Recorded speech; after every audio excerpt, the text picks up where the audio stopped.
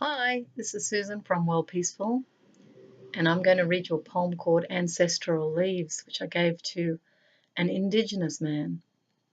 The leaf I gave him, which accompanied the poem, was 118 years old.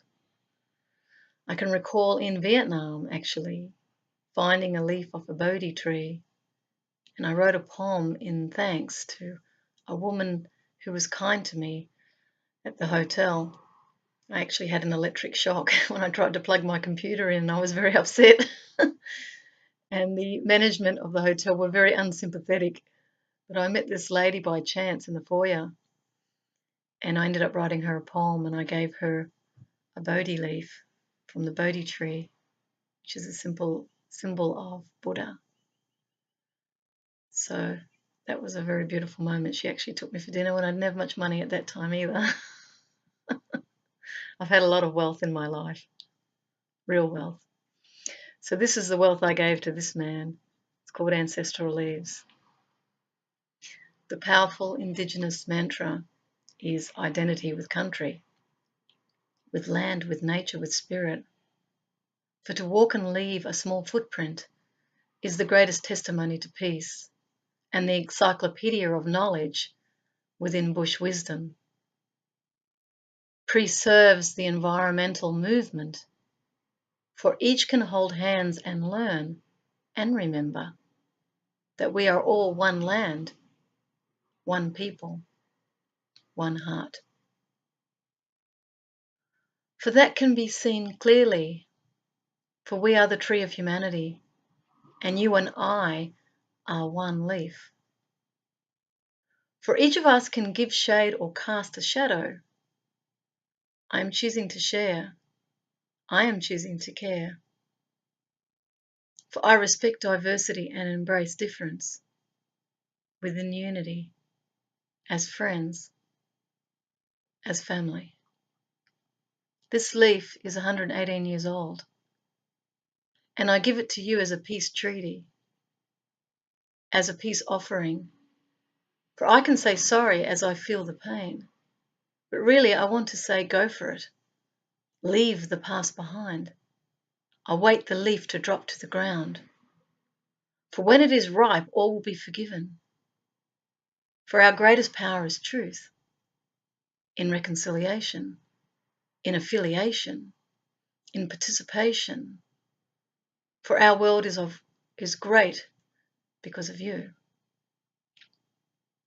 I will leave you with these ideas, for our true nature is harmony and cooperation, sharing and goodwill to all. For the rainbow serpent is in all colours. Mixed together becomes white light, and that is my dreaming. For each piece leaves an imprint on the earth. For the ancestors leave wisdom around the sacred fire to reflect and remember our sacred pact. So that was the poem I wrote for this wonderful man. I remember when I drove around Australia, when I was in the middle of nowhere, had all my life possessions in my car. It was great. Loved it. I was free. No rules, no regulations. I remember looking out to the horizon in every direction, and there was nothing, just red dirt. There wasn't even fences. There was just the bitumen road crossing the country. And I gave deep contemplation to the Indigenous people. I knew that we couldn't live very long out in the desert. I admired them deeply in those moments. I realised 50,000 years of oral history, of in-depth mapping, of different ways to retain and convey knowledge of the land resided within these mystical and silent people. When you meet with them, they sit quietly on the ground. And I thought of our cafe society, how we all have to go for a coffee. We sit on chairs. I remember when I went to Uluru. Now, this is a little bit of a mystical story, but life is mystical, whether you believe it or not. And I remember camping near Uluru. It was actually the end of my world trip. I saw really my travelling around Australia as completing the world trip that I did. I did that alone as well, and my intention was to overcome all fear. That was why I did it. Anyway, I saw the sign at Uluru that said, "Do not climb the rock." And of course, there were tourists climbing the rock, not respecting what the Indigenous people were asking. So I just said, okay, well, if you're real, your ancestors are real, then I'm putting out a request that if you don't want me to climb the rock, because I wanted to meditate up the top, then you have to send me a sign, I said. And then I let it go. Now, that night, when I was in my tent, I had a dream. And the dream was Indigenous women coming to me. They didn't say anything, but they impressed on me to walk the base. Of course, Uluru is rock, people might know it as 10-kilometre base. So I took that as most definitely a response, because I had never dreamed of Indigenous women coming to me ever. So I walked the base, and as I walked the base, I reflected on being them. This is the true meaning of empathy, by the way. It's not just standing in their shoes, it's actually living as they live. In that moment, the best I could do was really sit under a tree and imagine myself as Indigenous. I felt enormous peace and stillness within, because the land itself is at peace. So when we're close to the earth, it's only natural that we will become similar to the earth. We will vibrate at the same frequencies, what I'm feeling to say. And that frequency slows right down. There's not a busy mind happening. There's nothing happening. You're just in a space of emptiness. Now, this is where the real mystical world arises, is in that stillness. Those of us in the cognitive thinking world would barely know what it is to be still, if ever. But that is where the higher knowledge actually accesses. It's very interesting. So I walked around and just stopped and reflected, and I had a look at the Aboriginal art on the rock, on the side of the rock wall. And I didn't have, as some people might have, as a romanticised view of Indigenous people, not at all. I think life would have been tough out there, and I'm sure the tribes were having little wars. There would have been, ethical issues they would have had to have dealt with through their own tribal custom.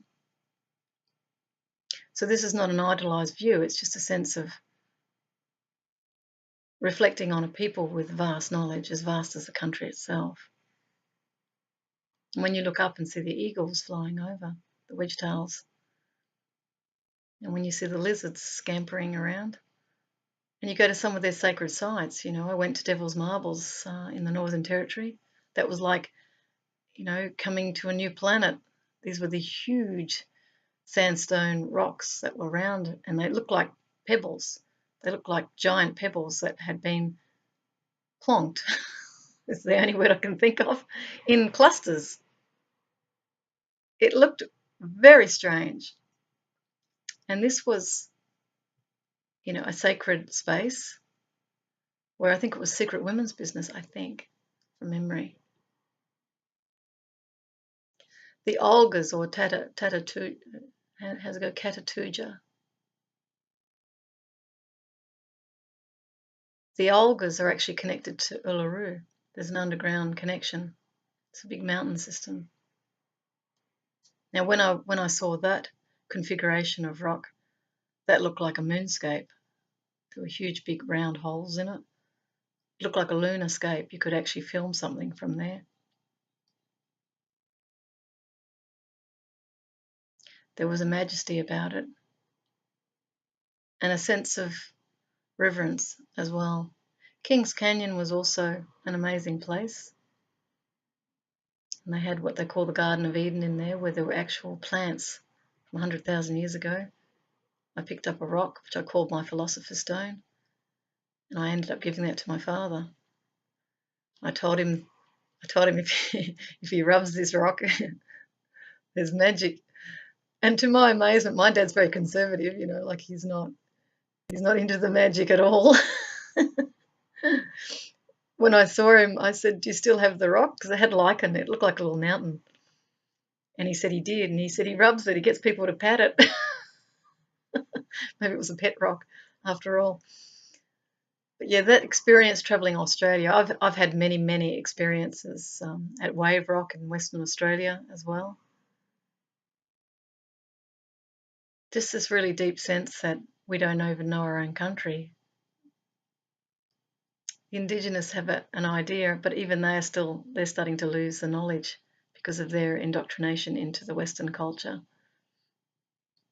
But what I would say to any of them who are listening to this, the higher knowledge was inherent within your people for 50,000 years.